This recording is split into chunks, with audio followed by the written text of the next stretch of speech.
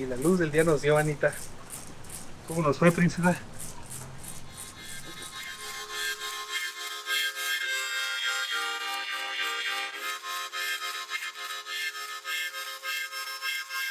Yo soy Francisco López, soy psicólogo social, ejerzo la psicoterapia aproximadamente desde hace 7 años en el consultorio de forma privada y me dedico a explorar varias áreas dentro del contexto psicoterapéutico. Es muy interesante cómo inicié en este camino de la psicología. Cuando estudiaba en el bachillerato, en nivel medio superior, en el Politécnico, tuve un maestro de orientación vocacional, psicólogo. Él me orientó mucho respecto a lo que podría estudiar. Yo me iba a dirigir hacia administración, pero él me vio totalmente un perfil pues más social, ¿no? Más de humanidades. Y pues ahí sembró una espinita que hizo que me interesara por el estudio de la psicología. Un psicólogo no puede dar terapia únicamente con la licenciatura. Es necesaria una formación de posgrado que te permite especializarte en un enfoque psicoterapéutico. Yo tengo la licenciatura en Psicología Social, una especialidad en Ciencias de la Educación, una maestría en Psicoterapia Transpersonal Integrativa y tengo un diplomado en Psicoterapia Cognitiva Conductual, así como algunas especializaciones en algunos modelos de psicoterapia. Al inicio trabajé mucho con la psicoterapia cognitiva conductual, la terapia racional emotiva, pero llegó un punto en el que empecé a conocer otro tipo de camino relacionado más hacia la espiritualidad y fue donde se juntó la parte de la psicología transpersonal y mi interés por estudiar estados de conciencia amplificados, experiencias místicas, y encontré que existe un área de la psicología, que es la psicología transpersonal, que me permitió integrar un poco más todo esto que empecé a conocer desde hace 6 años. Hubo un punto de mi carrera en donde después de ejercer la psicoterapia durante varios años, opté por abrir mi consultorio de forma privada, atendiendo a muchísimos pacientes. Empecé a detectar un tipo de necesidad que los pacientes manifestaban, que era un contacto con su espiritualidad. Y es muy complejo en ocasiones unificar la espiritualidad a una ciencia como la psicología, pero el enfoque transpersonal nos permite también tomar en cuenta ese punto que es muy relevante. La espiritualidad dentro del ser humano nos da un empuje superior para poder trabajar muchos aspectos de manera emocional, de manera trascendental y sobre todo todas esas herencias transgeneracionales de nuestra familia. Hay procesos espirituales que tienen mucha relación con nuestro pasado o con algunos aspectos de la vida de nuestro clan familiar. En ese sentido, la espiritualidad juega un papel muy importante y es muy interesante y a la vez muy importante compartir que una cosa es la espiritualidad y otra completamente distinta la religión. La espiritualidad no tiene el dogma religioso, la puedes practicar de forma diaria, se vuelve un estilo de vida. Puedes tener un contacto espiritual con la naturaleza, con el arte, con la propia percepción, la contemplación de ti mismo. Y de ahí pues se deriva a otro tipo de experiencias, que podrían ser las experiencias místicas con plantas sagradas o con plantas de poder, que en algún punto de mi vida también fue un parteaguas conocer ese reino. A partir del 2018, realmente han sido 6 años de estudio de los enteógenos, en donde he podido integrar todo el potencial terapéutico que ejercen este tipo de moléculas, plantas, en un contexto también psicoterapéutico. Se pudo empezar a detectar que los pacientes se quedaban un poco cortos, que requerían dar un paso para poder sanar de una forma profunda aspectos de índole espiritual. De esa forma, el trabajar con plantas de poder y conocerlas me permitió apoyar a pacientes que experimentaban algún encuentro con alguna planta y poderles dar un seguimiento más oportuno. Por otro lado, hay procesos que se llegan a experimentar en el canal inconsciente. La mente inconsciente requiere ser estudiada de una forma en donde el paciente pueda aprender a interactuar con ella. Una de las funciones que ejerzo mucho dentro de mis tratamientos de psicoterapia es permitir que el paciente pueda darse cuenta que tiene capacidad de sanar, que tiene capacidad de conocerse a sí mismo. Mi tarea no es decirle al paciente qué hacer o de qué forma tiene que sanar, sino es un acompañamiento integral en el que el paciente empieza a obtener respuestas a través de la práctica de la psicología, a través de las experiencias místicas que decida vivir. Desde ese sentido, algo que puedo observar con los pacientes es que cuando comienzan a darse cuenta que tienen la capacidad de sanar, pueden empezar a activar ese recurso interno de sanación, desde activar la gratitud, activar el perdón, soltar el control, aprender a vivir en el presente. Entonces, el eje medular de la terapia que brindo es trabajar psicoeducación para que el paciente habite en el presente, para que el paciente ventile sus emociones en el aquí y en el ahora. Y si hay algún proceso que no ha sido trabajado de su pasado, pueda viajar al pasado a trabajar ese proceso, quizá no como el niño que experimentó ese proceso caótico, sino como el hombre que hoy es, acompañando al niño que fue ayer. Desde ese sentido, es muy interesante el tipo de acercamiento que se puede generar con el niño interno o con la niña interna de cada paciente. No está peleada nuestra energía de niño con la edad que tenemos, ¿no? Sí. La práctica psicoterapéutica que manejo es integrativa. La palabra integrativa parte de integrar o acompañar al paciente con diferentes técnicas. Normalmente los procesos de psicoterapia estructuro 5 fases que me permiten integrar varias disciplinas. La primera fase es la entrevista inicial, que es en donde conozco al paciente, entablo un expediente, conocimiento del caso, empezamos a agarrar confianza.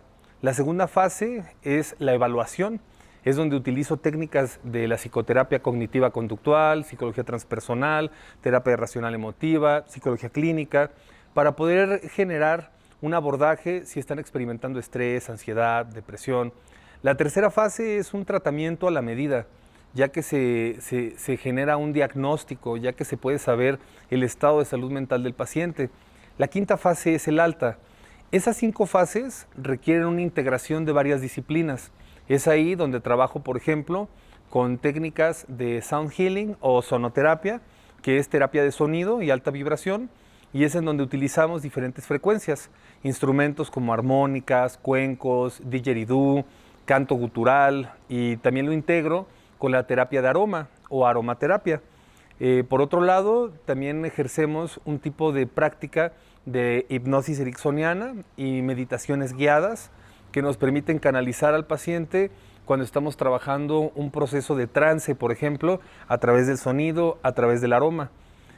Otro aspecto que integro dentro de la terapia es el proceso en donde la psicología transpersonal nos permite aprender a conocernos a nosotros mismos, identificando procesos de nuestra familia, estos famosos patrones familiares, acontecimientos transgeneracionales, poder entender que hay procesos dentro de nuestro clan familiar que si bien lo vive nuestra familia, no necesariamente lo tenemos que repetir o experimentar desde esa perspectiva.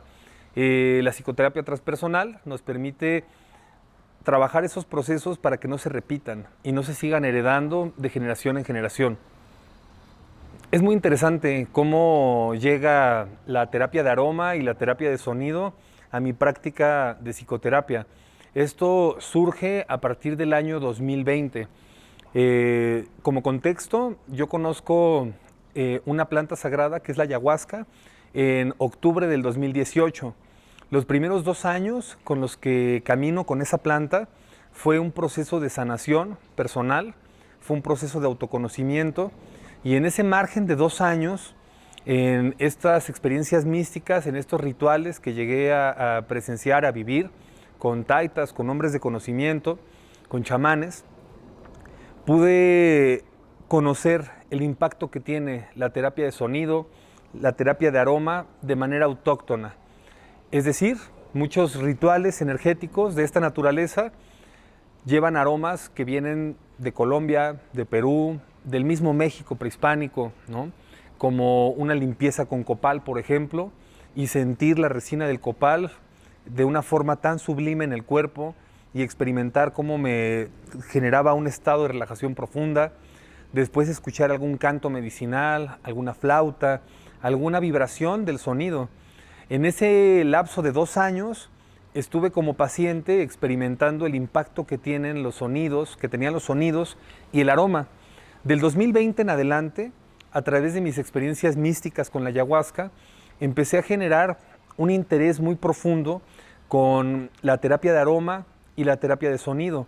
Es en donde empecé a trabajar una faceta de mi vida que va muy relacionada a la alquimia aromática, a empezar a realizar agüitas floridas, perfumes. A través de estas experiencias místicas, dentro de un trance, por ejemplo, con una planta de poder, yo empezaba a percibir aromas, ver colores, y a través de esos aromas, cuando salía de estos trances, me daba la tarea por documentar el tipo de aroma o la sensación que me llegaba, y empecé a descubrir los aromas que llegaba a oler dentro de una ceremonia, pero fuera de la misma. Y es en donde surge toda la línea de aromaterapia, de apoyo emocional y psicoterapia. Es una inspiración total el contexto chamánico, enteógeno, para la elaboración de todos estos productos que manejo. Todas las agüitas floridas han tenido una inspiración en mis prácticas místicas. Por otro lado, cuando empecé a apoyar a las personas que asistían a estos rituales, fue un instrumento que totalmente de manera empírica empecé a tocar, y fue con el que empecé a descubrir el impacto que tiene la terapia de sonido. Han sido años de estar conociendo ese sonido, y de ahí pues la historia que ya conocemos, ¿no? Toda la gama de sonidos que manejo con los diferentes instrumentos, al punto de empezar a dar una terapia específica con aroma y sonido que busca y tiene como objetivo que toda la población, niños, adolescentes, adultos, personas con discapacidad, personas con ceguera, puedan experimentar experiencias de conciencia acrecentada a través del sonido y a través del aroma. Ha sido muy interesante porque hemos buscado que no se limite estos estados de conciencia amplificada únicamente a las plantas sagradas. Las plantas sagradas tienen una línea muy delgada que requiere mucha buena práctica, saber a dónde acercarse, en qué momento trabajar con ellas, y en ocasiones no todos los pacientes estaban en condiciones para vivir una experiencia mística, y es ahí en donde pudimos apoyarnos con la terapia de aroma, con la terapia de sonido, principalmente para pacientes que estaban experimentando, por ejemplo, cuadros de ansiedad severa, depresión y algunos otros padecimientos. En ese estado, la aromaterapia y la terapia de sonido jugó un papel fundamental para que pudieran empezar a gestionar de una forma mucho más natural ese proceso que estuvieran experimentando. Es muy interesante cuando los pacientes se acercan tiempo después a la propuesta de tratamiento que manejo, que es el enfoque transpersonal, y algo que normalmente llegan a compartir los pacientes es un tipo de empoderamiento de índole espiritual, un tipo de conexión con su espiritualidad, pero de forma práctica. Empiezan a vivir la espiritualidad de manera tan natural como respirar. Por ejemplo, empezar a ser conscientes los procesos emocionales en donde en ocasiones llegan a ser muy duros consigo mismos. Empiezan a ser más flexibles con lo que están sintiendo, con lo que están viviendo. Empiezan a ubicar que independientemente a una profesión, a un género, son humanos. Y el aprender a aceptar que somos humanos implica aprender a aceptar que nos equivocamos y que podemos aprender de esos errores para poder modificar la forma en la que vamos caminando en la vida. Entonces, uno de los principales motivadores para mí es cuando doy de alta a un paciente o cuando escucho cómo han ido avanzando, porque la aromaterapia, la terapia de sonido, el enfoque transpersonal es muy completo. Tengo pacientes que han experimentado, por ejemplo, cuadros de insomnio así agudo y han estado medicados para prevenir el insomnio y no han tenido resultados tan favorables como una terapia, por ejemplo, de aroma con respiraciones y meditación que permita que puedan mejorar su calidad de sueño. En ese sentido, pues me han compartido mucho eso, que ha mejorado la calidad del sueño, que se ha prevenido el insomnio, que también se puede generar una activación de los sueños a través de varias técnicas que usamos, y específicamente donde he podido observar que la terapia de aroma juega un papel fundamental, también la terapia de sonido, es con pacientes con ansiedad y depresión. Algo que he observado mucho con los pacientes es que en cuanto se empiezan a autorregular en cuestión de la ansiedad, el abordaje a la depresión es mucho más bonito porque pueden empezar a sanar su depresión sin estar ansiosos.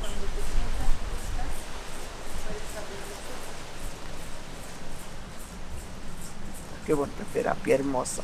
Ay, qué bonitos mensajes, qué bonitas palabras. La sentí como de que, ay, es algo para mí. Y no creía que ahí en el cerrar con los ojos agradecí a usted y a Dios, al universo, por permitirme estar en esta terapia. Muchas gracias. Ya estaba pactado, ya era así, ¿verdad, Tania? Así era. Ajá.